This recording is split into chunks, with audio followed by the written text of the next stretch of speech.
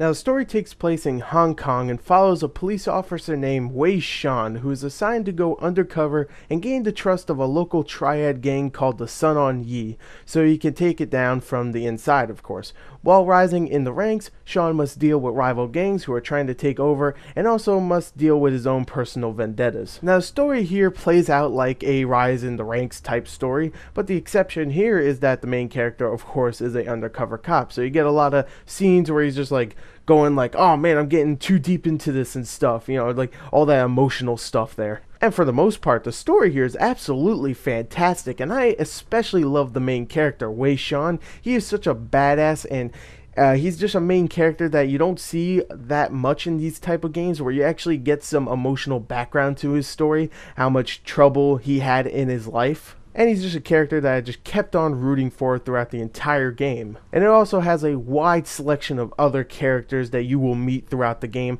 and they are all very memorable. And just overall, the story itself is just well paced, just well put together, and just so much fun to watch. It really is. You just never know where it's actually gonna go. Overall, I think the story here is absolutely fantastic.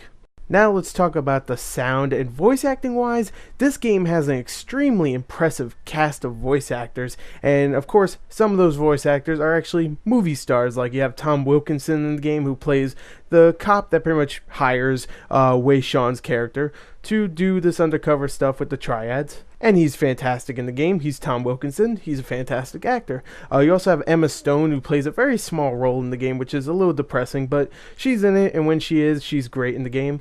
And also, Wei Shan is played by Will Yun Lee, who does an absolutely fantastic job in here. Like I said, in the story with his character, he does all the great jobs with the badass parts and the emotional parts and all that stuff. And the rest of the voice acting is also fantastic. No real bad voice acting here at all. And also the sound design and the soundtrack is absolutely fantastic. Sound design, all the cars, all the guns, all the fist punching and bone crunching, it all sounds great here. And the soundtrack has a very Chinese style to it that obviously works in this game. So you know what, overall, I think the sound here is absolutely fantastic.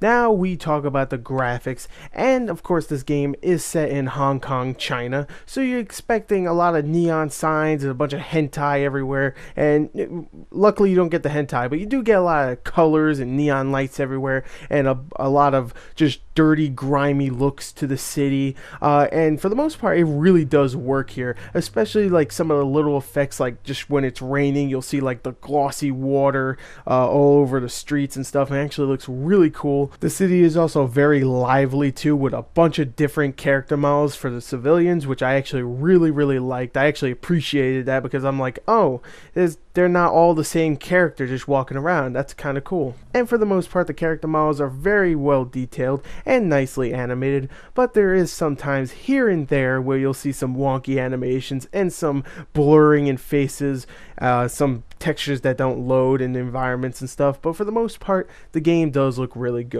So overall, I think the graphics in this game are very well done, even though there are a few problems here and there. Now let's wrap this review up and talk about the gameplay. Now, Sleeping Dogs is a open world sandbox game set in Hong Kong. Now, when I think of China or even Hong Kong, I think of course, Kung Fu, some freaking fighting and stuff. And here, the main gameplay feature is the melee combat, and that might sound weird for a game that is somewhat like Grand Theft Auto, but here it is the main draw, and it is absolutely fantastic. And it is a lot like Batman Arkham Asylum's. You have a counter button, you have pretty much one button that does all your attacks. It just feels so smooth, very fluid and responsive. It feels so good. And also you have environmental attacks where you can actually grab a dude and throw him into some environments. Like sometimes you'll get things that won't kill a guy but hurt him, or things that will definitely kill him, like buzzsaws and freaking ice chippers and stuff, and it's insane. The combat itself is so good, it really is, and it definitely carries the game. Now, besides the combat, you do have the usual suspects. I mean, you have the driving, which is really damn good in this game. I mean, it's very arcadey and it feels very, very not Grand Theft Auto 4. Let me just tell you that. It doesn't feel realistic at all. But it's a lot of fun because of that. You really do get a real sense of speed, especially when you're going really fast and your car or your motorcycle starts shaking and stuff. And you're like, oh my god, I'm about to freaking break the sound barrier. Let's do this. And also some of the cool little things you could do in a car. Like you can actually get out of your car while it's going like 80 miles an hour and jump to a completely different car. Yes, that is right. You can jump out of your car, jump onto a van or a truck or just a regular car, and just take that one over by throwing out the driver and then controlling that one, which can become really awesome. And of course, you also have the gunplay here, which is actually a lot of fun. I mean, it's standard. You have a cover system. You have only a certain amount of weapons, like you'll get a bunch of AK-47s, or you'll get a bunch of shotguns and pistols and stuff. You'll even get a grenade launcher, but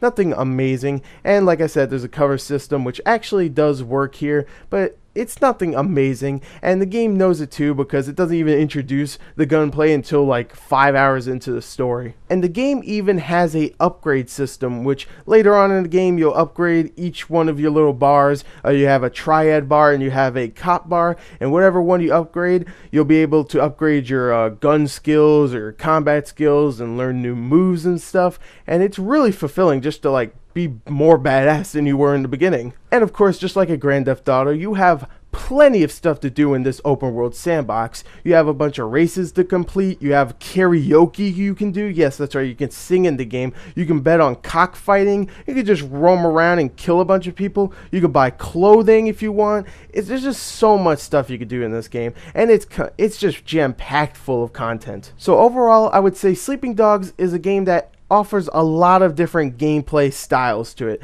You have jumping off of cars, you have slow motion. Did I mention that? There's slow motion gunplay. Whenever you get out of cover, you go into slow motion, and it's badass. I didn't even mention that. And you just have so much in this game. It's really just awe-inspiring how much they packed into a game and how much of it really does work. The gunplay, the combat, the driving, just every little thing in between, it's all fantastic, and that's why I think Sleeping Dogs is an absolutely fantastic game. There you go, there's my review. I hope you enjoyed it. Thank you and goodbye.